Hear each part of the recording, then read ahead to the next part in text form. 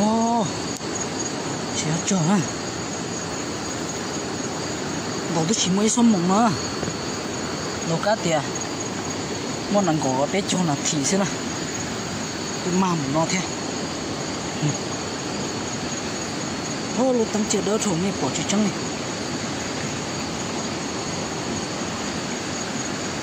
Mang một nó. Bé chờ nó. Cái đồng chế nè. Cá tiền mua ít lùng á. Món nó có tôm đồng chế không? Đây. Ô, để lọ nè. Để lọ. Lúc tăng dần mê mê theo bỏ chi xuống nè. Quân đồng chế. Cái rồi nó ma nè. Quân đầu nó tăng quân đồng nè. Cái xí lúc tăng dần mê thổ này nó chỉ bỏ nè. Đây quân đầu đi cho lo. Sau đó sai là sai ít nhất mà cắt tăng. Chẳng ma đi cho lo mà lấy cắt tăng nè. Xem nè. Ô. Để mà lại đúng không? Kiểu mà. Cái thằng đó. Nó tăng nhiều nên không biết chụp. Đến đầu ăn đi thôi. Không được cái chỗ mà để chụp nha. Chỉ bảo cái chuyện tiền. Để chúng mà sức họ chỉ mà nó chỉ hay nè. Cái chỗ nó đầu chế chứ. Chỗ chỉ mà rồi nhưng mà tốn đâu nhá. Thì chúng mà máu.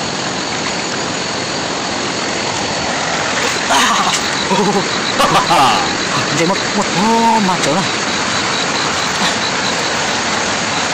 Mà chỗ nó có tới chỗ mà chỗ này. Ô, đúng đồ. Lúc tăng nhận mê thổ số đồ nên số đồ yếu chỉ bỏ khá liêu. Cho nên cho nó ra lúc chỉ cú mà. Chỉ bỏ không đi cho nó là sai. Mà này.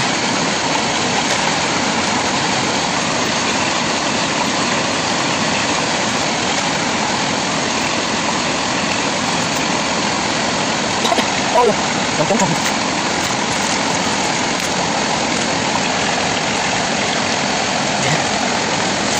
Đến muốn, để cho nó kiểm tra nó thì đi nó xem.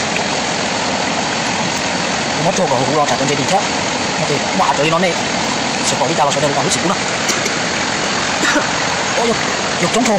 Dùng vào vô cả đi đó.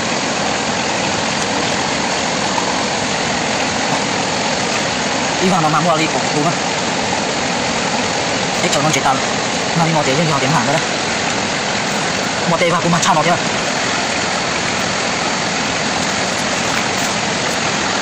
Anh đổ cái tốt đi. Đi thêm một.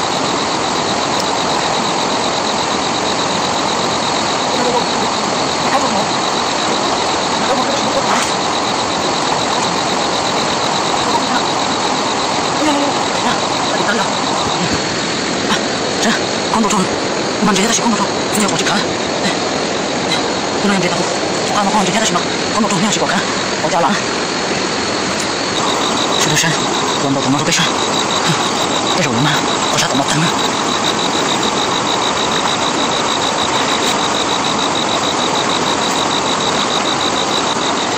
Mà cơ thế nào?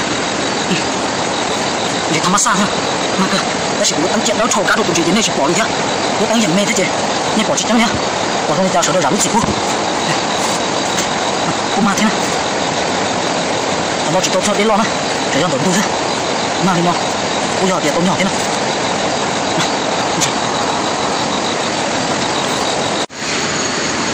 Tụi chị tốt cho nó nè. Tốt cho nó. Ô. Đây lo thế chứ. Dần chỉ lấy trốn này sai đi. Đó.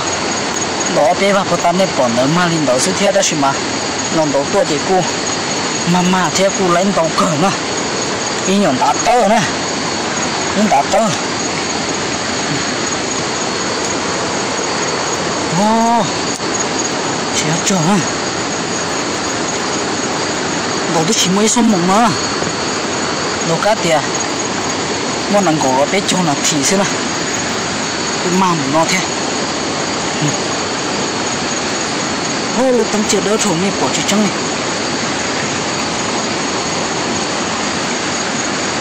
Mang một nó. Để chờ nó. Cái đồng chế nè. Cá tiền mua ít lùng á hả nó.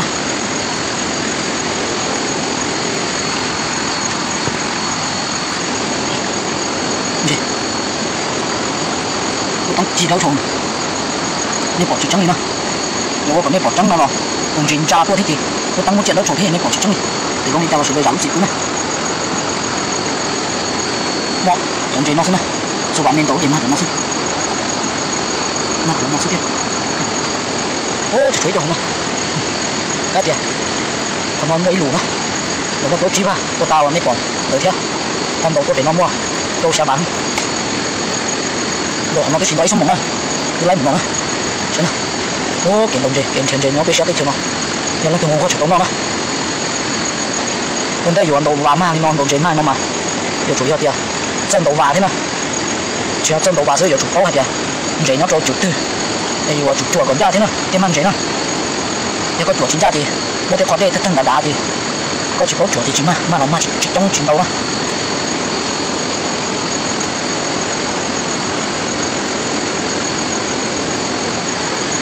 Ini apa ya? Oh, ini apa? Sakit mana? Sakit mana? Ini apa aja? Apa aja?